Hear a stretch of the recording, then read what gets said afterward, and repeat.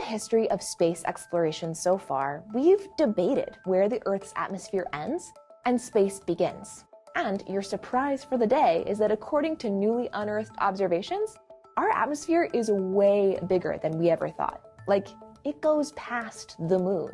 We've mostly defined space as the vast expanse of the rest of the universe that exists past the Kármán line, which exists roughly 100 kilometers above mean sea level. Now, according to the Fédération Aéronautique Internationale, the organization officially in charge of determining these kinds of rules, after the Kármán line, you are in space. The reasoning behind this is after 100 kilometers, the Earth's atmosphere becomes too thin for a conventional aeronautic vehicle like an airplane to stay in flight without reaching orbital velocity. So you have to switch to more specialized astronautic vehicles. But if you thought this was going to be simple, it's not.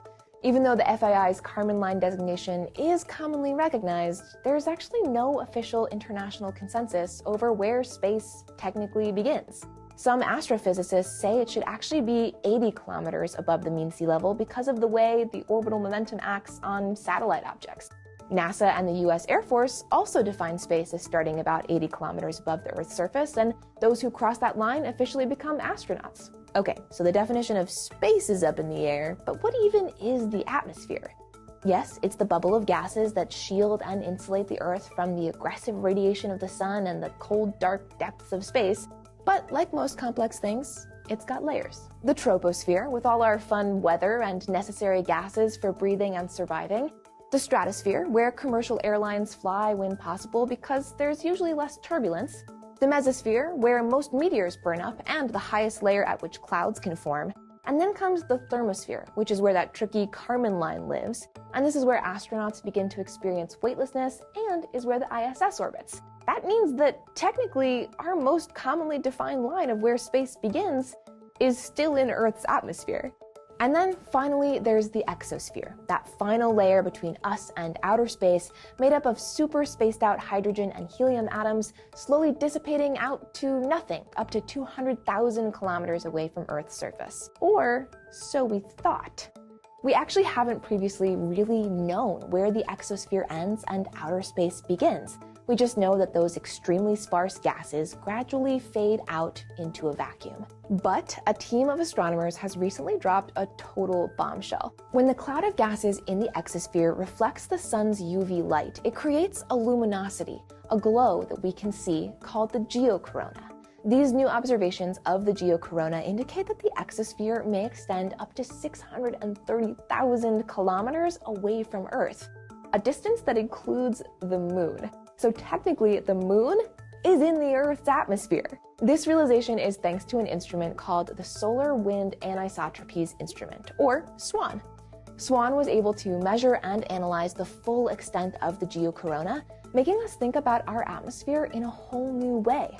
See, sunlight interacts with the hydrogen atoms of the exosphere at a wavelength called Lyman alpha radiation, which is something astrophysicists can measure when looking at cosmological structures in deep space.